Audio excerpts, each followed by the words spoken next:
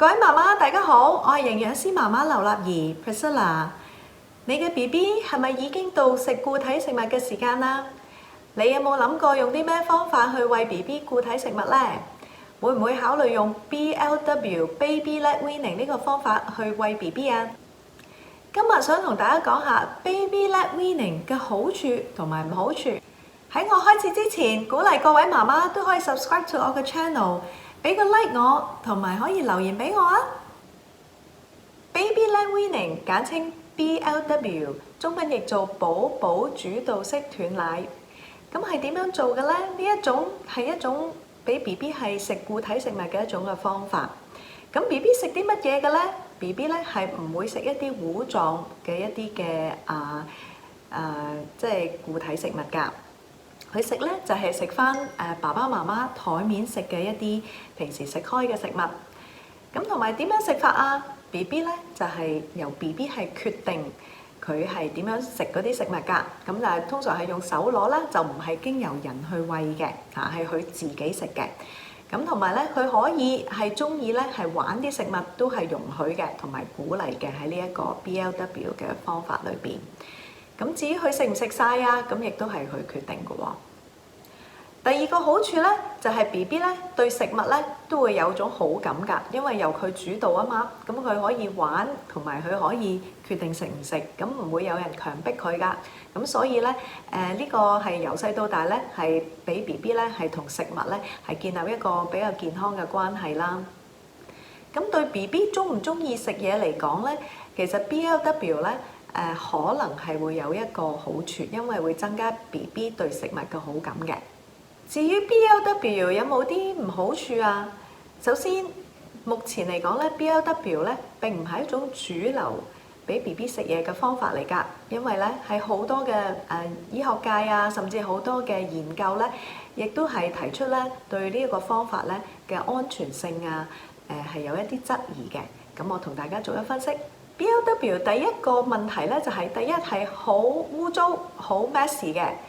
咁你要問下你自己，你中唔中意 BB 每一餐食嘢係會食成咁樣嘅咧？係餐餐要咁樣清潔嘅。嗱，唔同嘅媽媽咧會有唔同嘅育兒風格啦。如果咧你係比較 relax 一啲嘅，咁咧你可以咧就即係唔介意每一次咧係清潔嘅。咁我見好多媽媽咧，如果佢哋做 BLW 咧，有陣時咧都係要地下都要鋪晒啲台布，可能啲牆啊，亦都有機會有嘅噃。咁啊，周圍可能都會係嘅。咁呢個咧係如果媽媽咧係容許嘅話咧，其實對 BB 都係一個好嘅過程嚟㗎，因為係一個學習嘅過程。但係咧，如果係你好介意 BB 佢可能食唔晒啲嘢，或者浪費，或者整到周圍好污糟嘅話咧，咁你就要考慮 BLW 適唔適合你啦。第二個 BLW 可能出現嘅問題咧，就係食量不足啦。嗱 ，BLW 咧嗰個食嘢嘅方式咧，就因為係佢自己食啊嘛。嗱，6個月大嘅 BB 咧，佢哋咧食嘢咧，首先咧係有佢嘅限制㗎。佢咧通常會用佢手仔咧，就咁攞嘅啫。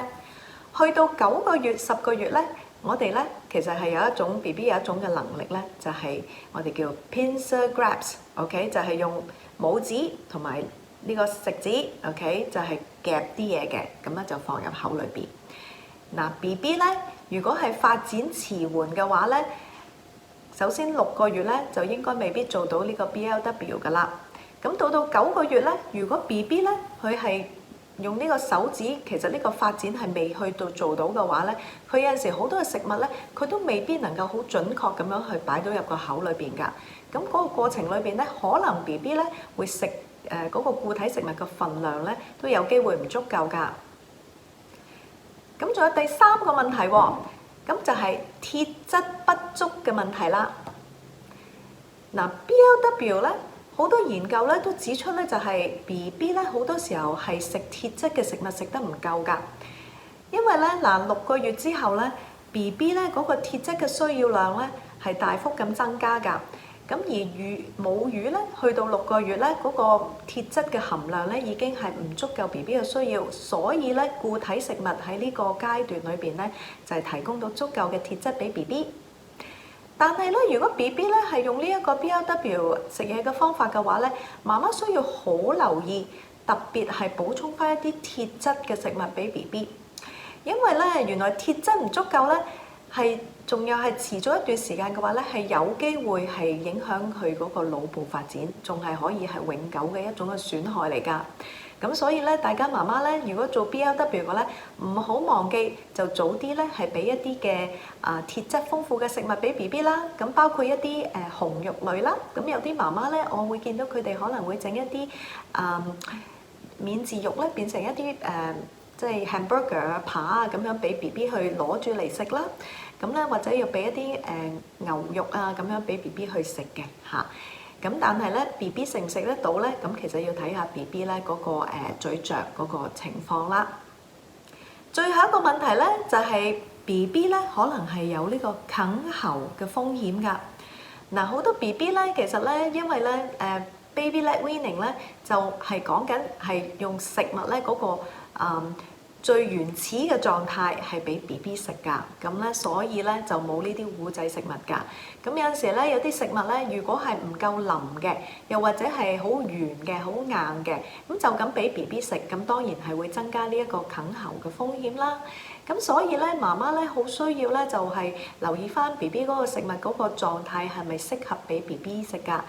咁咧好多真係做 BLW 嘅媽媽嚟講咧，其實最好咧就係將一啲嘅食物咧，可能係切到好似薯片咁樣嘅薄度咧，就係俾 BB 食咧，咁就去減低啃喉嘅風險㗎。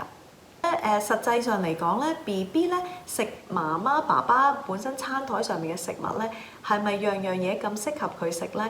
如果係跟最正宗嘅 BLW 嚟講咧，其實都未必做得到嘅。咁媽媽爸爸可能你平時食嘅嘢咧，需要有所調節都未定㗎。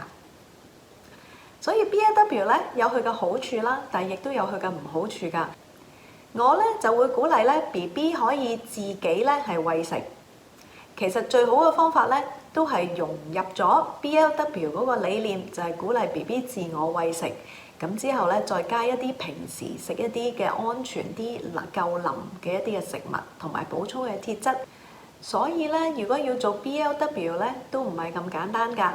咁我會鼓勵，如果你係認同 baby led weaning 呢個概念，就係鼓勵 BB 自我餵食嘅話，其實你即使係用傳統加入固體食物嘅方式去俾 BB， 包括煮一啲糊仔嘅食物啊、粥仔嘅食物啊，或者一啲 finger food 啊，其實呢啲都係有機會咧可以適量咁俾 BB 咧係自己係餵食自己㗎。